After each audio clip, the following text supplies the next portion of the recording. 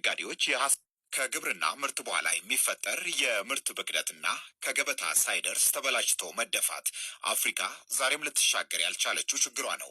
በምግብ እጥረት የምትቸገረው አፍሪካ በማጓጓዣ ማስቀመጫና ሌላውም ችግር ምክንያት በየዓመቱ $4 ቢሊዮን የሚገመት ያመረተችው ምርት ከገበታ ሳይደርስ ባክኖ ይቀርባታል። በኢትዮጵያም ያለው ችግር ተመሳሳይ ነው ይላሉ የዘርፉ ባለሙያዎች።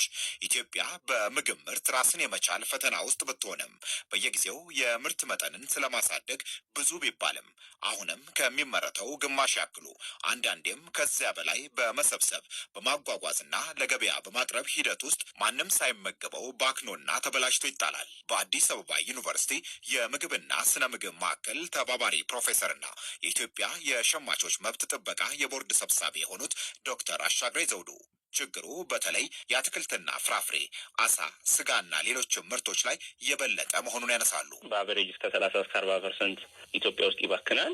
ማቀዝቀዣ የሚፈልጉት ደግሞ አትክልትና ፍራፍሬ ከ50 እስከ 70% ይደርሳል። ስለዚህ ለዚህ አንዱ ችግሩ ምክንያት ነው ብለን ያየነው የማቀዝቀዣ ሰንሰለት እጥረት ወይም መጓደል በሀገራችን ለዚህ ብክነት ዳርጎናል። ብዙ ጊዜ የምናተኩረው ምርት ማምረቱ ላይ ነው። ብዙ ልፋት ይወጣል፣ ማዳበሪያ ይወጣበታል፣ ጠራረም እንጠቀማለን፣ ነዳጅ ይወጣበታል።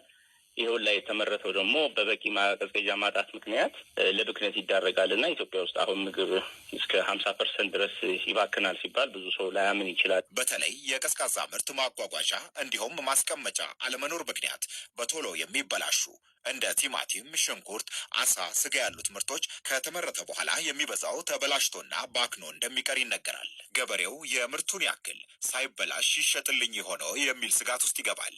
እናም የምርቱ የመሸጫ ዋጋ በገበያውና ባመረተው ገበሬ ሳይሆን በመካከል በሚገባው ደላላ ይወሰናል። በስዊድን ሀገር ከ40 ዓመት በላይ በዚሁ ምግብን ሳይበላሽ ለዓመታት የማቆየት ቴክኖሎጂ ላይ ሲሰሩ የቆዩት አቶ ሰመረ ኪዳኔም ይህንኑ ሀሳብ ያነሳሉ። አሁን በሀገራችን ደረጃ ብናየው ኢትዮጵያ በጣም በቬጂቴብል ብላ በፍሩት ብላ በጣም ብዙ ይመረታል። ግን ኦልሞስት በወርልድ ባንክ እንኳን ቼክ በተደረገው 43 እስከ 45% ሎስ ነው። ኦንሊ ሪዝን ይሄ ነው ትልቁ ችግሩ። ኮልድ ሎጂስቲክ ሄደንም ኮልድ ማስቀመጫዎች ፕሪዘርቭ የምናደርግባቸው ቦታ የላቸው። ባለሙያው በየትኛውም ያደገ ሀገር ገበሬው ምርት የማምረት እንጂ ገበያን የማፈላለግ ግዴታ የለበትም ይላሉ። የአንድ ሀገር መንግስት ገበሬው ያመረተው ምርት በሙሉ የመረከብ አቅሙን ካልገነባ የዛ ሀገር ገበሬ ተረጋግቶ ከዓመት ዓመት የማምረት ድፍረቱ እንደማይኖሩ ያነሳሉ። ገበሬው የሚያመርተውን በጠቅላላ ልንቀበለው ካልቻልን ገበሬው ለሚቀጥለው ዓመት አያመርትም። የአሁኑ ዓመት 100,000 ኪሎ አምርቶ ከ100,000 ኪሎ 30,000 ኪሎ ገበያ ላይ ካቀረበ የሚቀጥለው ዓመት 30,000 ነው የሚያመርተው። እነሱ ይደናገር ግን ገበሬ ያቀረበውን በጠቅላላ መቀበል አለበት። ስንቀበለው ደግሞ በኩሊንግ ሲስተም፣ በፍሪዚንግ ሲስተም፣ በድራይንግ ሲስተም ሳይበላሽ በጠቅላላው መቀበል እንችላለን። በዚህ ምክንያት የሚጣለው ፓርት አሁን እንደነሱ ደና ኢትዮጵያ ሀገሮች የሚጣለው ፐርሰንቴጅ ብታየው ከ0% በታች የሆነ ከ0.1% የወረደ ነው። አንላይክሊ እዚህ ግን 40% ነው። ቬጂቴብላችን ያን ያህል እንጥላለን። ፍሩታችን ከሚለቀመው 50% ይጣላል። ሌላም በጣም ያሳዝነው አሳ ነው። ጋምቤላ አሁን ደግሞ ህዳሴ በተሰራው ያለን አሳ ኢትስ አንቢሊቨብል።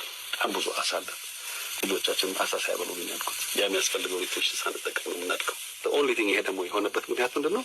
ኮልድ ሎጂስቲክ የለም፣ ኮልድ ሎጂስቲክ ትራንስፖርት የለም። ባለሙያው አቶ ሰመረ በቶሎ ሊበላሹ የሚችሉ ምርቶች በስፋት የሚመረቱባቸው እንደ መቂ፣ ቆቃ፣ ባህር ዳር ዙሪያ አሁን ደግሞ በህዳሴው ግድብ አካባቢ የሚመረተው የሽንኩርት፣ ቲማቲም፣ አሳና ሌላው ምርት እንዳይበላሽ በአካባቢው የምርት ማቆያ ማቀዝቀዣ ማዕከልም መገንባት፣ የቀዝቃዛ ምርት ማጓጓዣ ትራንስፖርትንም በደንብ ማስፋፋት ያስፈልጋል ይላሉ። ዶክተር አሻግሬ ዘውዱም በምሳሌነት ኬንያን ያነሳሉ። በኬንያ ባየሁት ልምዶች ኢንቨስተሮች ይሄንን ማሽን ይሰሩና ያስቀምጡና አቮካዶ፣ ድንች ወይም ቲማቲም ያስቀምጡልና ገበሬው ትንንሽ ሳንቲም ይከፍላል ለአገልግሎቱ ማለት ነው። ልክ አስቀምጥልኝና ዕቃና ብለህ እንደ ኪዮስክ ማለት ነው።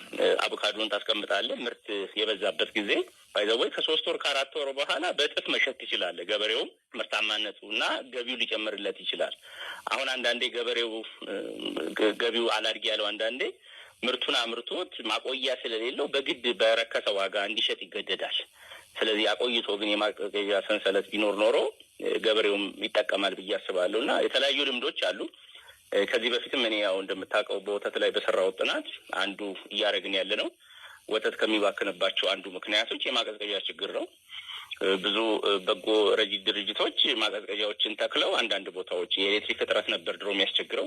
አሁን ግን ኤሌክትሪኩ ስለቀረበ የዚህ የማቀዝቀዣ እንትኖቹ መኖር ወተትን በእጥፍ እንድናገኙ ያደርገናል። በተጨማሪነቱ ደግሞ ለልጆቻችንም ሳይበላሽ ገበያው ላይ ሊደርስ ይችላል እና አንዳንዴ የምታየው ከገዛ በኋላ ወተት የሚበጣጠሰው ቢመጣው ባይሱዙ ተጭኖ የቀዝቃዛ ሰንሰለቱን ሳይጠብቅ ስለሆነ ባክቴሪያዎቹ አድገው በሽታ ላይ ደርሰው ብክለቱም በጣም ብዙ ነው። የሚደፋው ወተት ራሱ ብዙ ነው እና እኛም ባጠና ነው ጥናት የዚህ የቀዝቃዛ ሰንሰለት አለመኖር ብዙውን ጎድቶናል። ከ50% በላይ ምግብ በቤታችን እንዲያገባ አድርጓል ብዬ ነው የማስበው።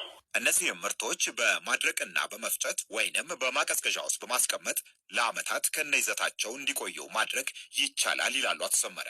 ግን ከባንክ ስርዓቱ ጀምሮ የጉምሩክ በየቢሮው የሚገጥመው መጓተትና ሌላውም ስራውን ለመስራት እንዳይቻል የሚያደርግ ነው ይላሉ። በፍሪዘር አድርገን ከሰራን እንዴት ነው ምስሉ ውስጥ የምናደርገው? እንፈጨውና ቫኪዩም ፓክ እናደርግና እኔ መስሪያ ቤትም እንደዛ ነው ማድረገው። እንፈጨውና ቫኪዩም ፓክ እናደርግና ፍሪዝ እናደርገው 2 ዓመት ቲማቲሙ ጣዕሙን አይቀይርም። ሬስቶራንቶች፣ ሆቴሎች በሙሉ እሱ የምንፈልጉት ይሄ ኤነርጂ ኮስት አለው ስታስቀምጠው። ሁለተኛው ደግሞ ስላይስ ይደረጋል፣ ይደርቃል። ካደረግነው በኋላ ይፈጫል፣ ፓውደር ይሆናል።